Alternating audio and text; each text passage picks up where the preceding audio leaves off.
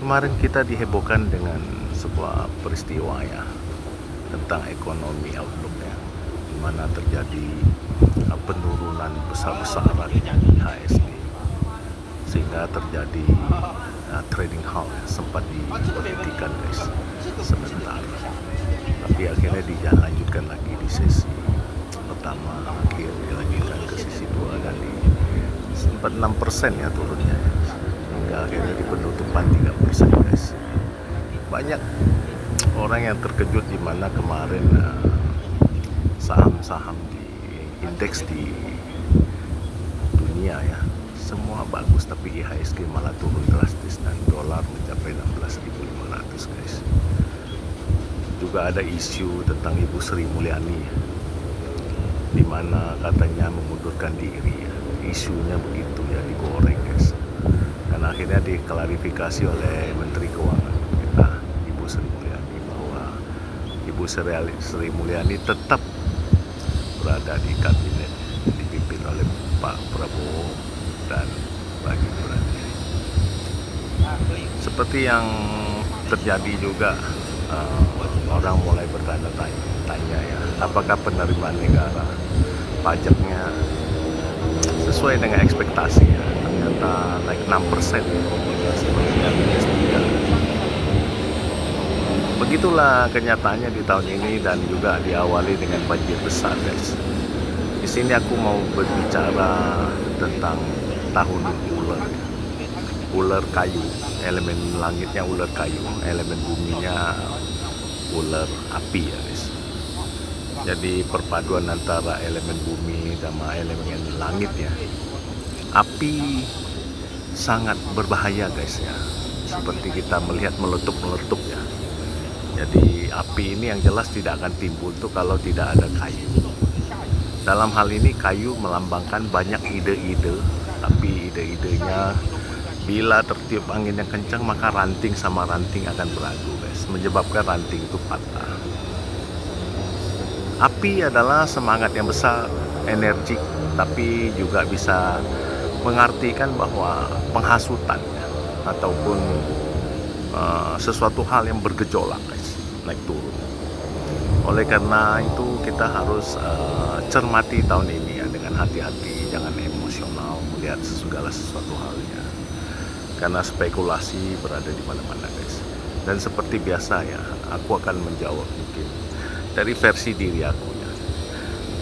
IHSG untuk trading bursa efek ya, selama bertahun-tahun untuk bulan puasa itu memang cenderung sepi ya.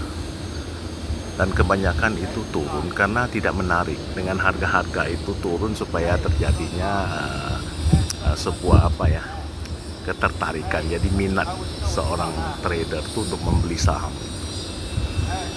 Dan juga banyak perusahaan ataupun perorangan yang memerlukan uang ya, mungkin untuk silaturahmi pulang ya kan, lebaran. Terus ada lagi yang butuh uang tuh karena mau bayar THR guys. Ini juga ya seperti Anda ketahui ya, banyak kebutuhan uangnya lah.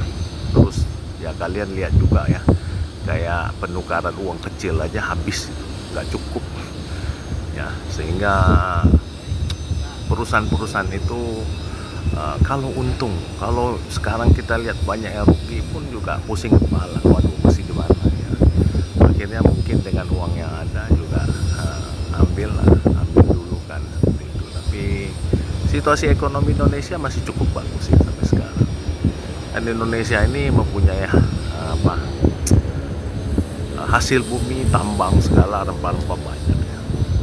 Dan tidak usah khawatir ya. Tapi tahun show ular ini ya, show ular ini adalah 12 show itu ya, adalah show yang bisa mendatangkan hujan banjir. Makanya kalau kita lihat waktu pergantian kemarin itu, pergantian tahun itu, terus setelah itu banjir hujan besar itu ya, jangan heran karena satu-satunya show yang dulu dikisahkan soal ular yang bertapa berpuluh-puluh ribu tahun itu akhirnya menjadi seekor siluman ya, menjadi siluman itu, dan bisa setiap kali sio ular itu mau lewatin satu wilayah, dia pasti akan mendatangkan banjir guys, dan banjir itu akhirnya menyebabkan musibah di setiap wilayah itu.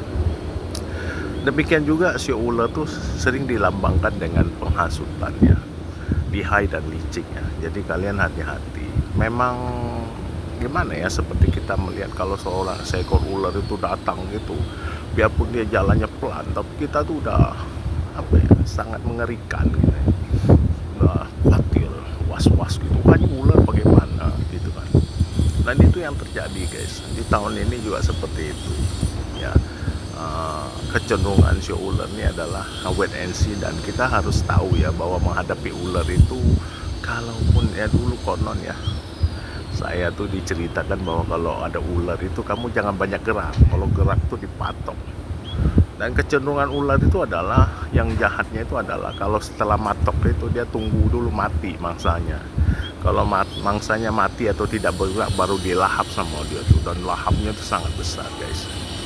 Nah, kecenderungan bisnis juga sama ya, yang besar seperti kita lihat ya di politik, di ekonomi, yang besar itu akhirnya apa ya, menjadi masalah. Seperti gajah berantem, semut keinjek-injek gitu, yang mati itu rakyatnya. Jadi kita harus berpikir jernih ya dengan situasi yang seperti ini. Ekonomi tidak baik ya. Amerika juga menaikin pajak dengan presiden seperti itu, Donald Trump ya, penuh dengan ambisi juga ya. Semua juga di situasi seperti ini kegencet. Semua orang pengen maju. Negara-negara itu adik kuasa yang dulunya berteman tuh sekarang juga bersahabat, sekarang malah tidak ya, seperti Amerika, Meksiko, Kanada. Jadi teman-teman semua ya, kita melihat dunia ini tuh akhirnya semakin kesini ya, dengan adanya teknologi AI, teknologi industrialisasi yang teknologi canggih ya sekarang ya, semua serba bisa ya.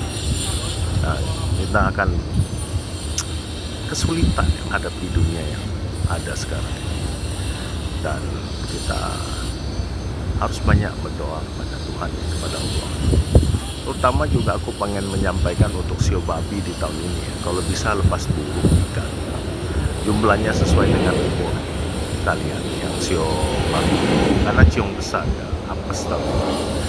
Lepasnya sesuai dengan umurnya, tambahin 1 ekor. Ikan lele, ikan mas boleh, atau burung-burung yang di kelenteng itu banyak dijual. Buang sial ya, bahaya di penyakit, perjalanan, dan pengeluaran. Dan juga untuk yang sio monyet dan sio macan juga sama guys. Tahun ini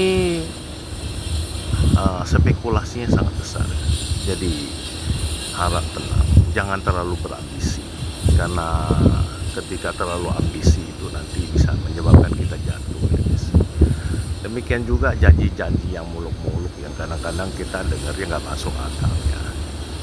Kita cukup dengar saja, tapi kita menatap ke depan, masih ada hari esok yang lebih cerah. Semoga kita bisa semuanya sukses ya.